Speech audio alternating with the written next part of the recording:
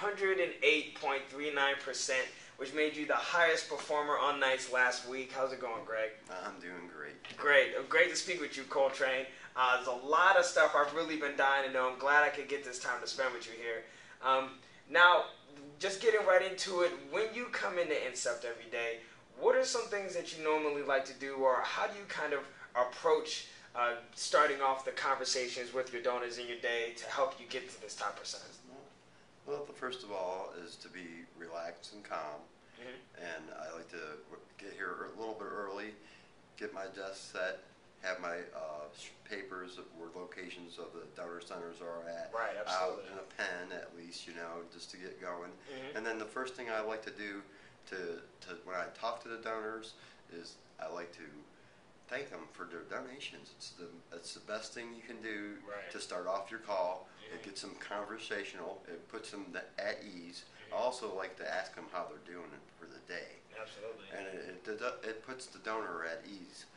And then you can go onto your script and try to get them to donate. Okay, see, that's great. So not only do you acknowledge their efforts in being a donor, you show some compassion for thanking them for it as well before you even get into it. That's really, really great. So actually, leading right into the next question, since you do get a chance to be very conversational, which again is what makes us stand out from the rest of the contact centers, is being conversational.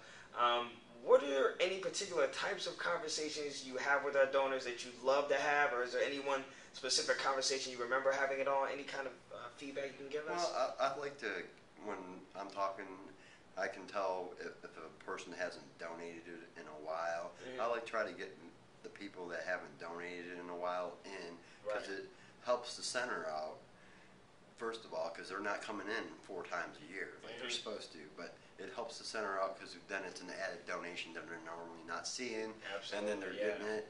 And those are the calls I like, trying to get somebody that hasn't donated in a while to come in. It's that's very great. important to the center and very important for us as a company. Yeah, and we do always separate it. We have our new donors, our reoccurring donors, and then our time-lapse donors. So you actually prefer a challenge. Sometimes, yeah. Right, absolutely. It gets very monotonous sometimes trying to call them types of people, but it is fun when you can get them actually to come in. And they're agreeable. And not trying to say, well, I can't do it. And even if they are, you can still rebuttal to try to get them in. It makes it a little bit tougher, but it also more rewarding. Yeah, it's definitely more rewarding. It helps out the centers greatly, and then again, it can get them back into the mode of having donor loyalty, especially for somebody that's been some time. That's really, really great, Greg. And then looking into the next couple of weeks here, how do you think that you're going to approach the next week to help you stay top performer, or what is some advice you may be able to give somebody whose percents are not really as well? I'm not so worried about being the top performer.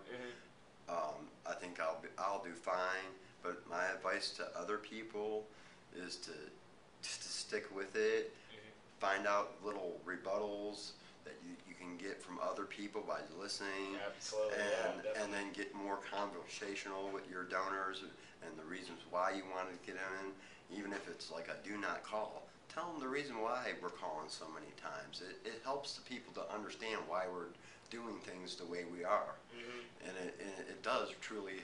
You might have to remove the name and the number off the list, but it also informs them that this is why we're calling so many times, is because we actually have a need. Great.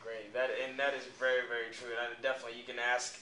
Not even, that's why some people think that sometimes you just have to ask the supervisors or the coaches, but you can literally ask the CME right next to you for some advice. Yeah, if they have some knowledge. Absolutely. If they have the knowledge and they are willing to work with you, I wouldn't have any. Most people here will tell you little things that you can do to get you going on the right track. Great. We want Incept to be successful. Yes. And the way we get to be successful is to have conversations and get the donors through the door. Absolutely. Now, this is actually the opportunity I give everybody here. Fourth question is really not a question at all. It's more of your chances to shout out. If you have anything at all you want to say, anybody you want to give recognition to, anything you would like to announce, this is actually your chance right here for being a high school performer to say whatever's on your mind.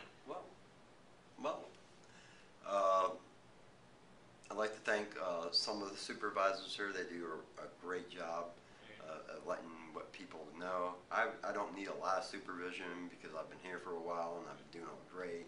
But there are a few CMEs that do a great job, and people should sit next to, which would be Debbie, Paul Debbie Constant, Paul Jarvis, Jason Curtis, several more other CMEs that Crystal Magnet or Maragula.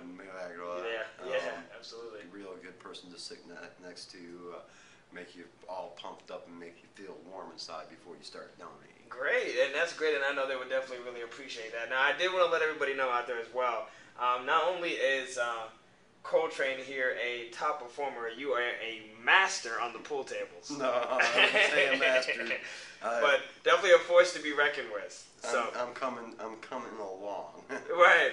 Okay. I actually beat somebody that was pretty good the other day. So I was like took 5th. Okay. And for the year for the tournament for Fiddlesticks. So that wasn't too much of an accomplishment. I've been away from doing pool for over 10 years, but now I'm getting back into it. I bought a custom stick. Yeah, that's when I knew that you were into it, when I saw the custom stick.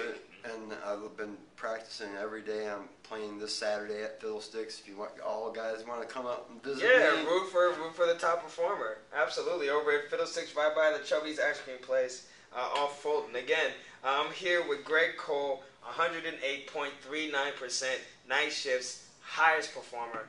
Thank you again for speaking with us, Greg. No problem, Tim.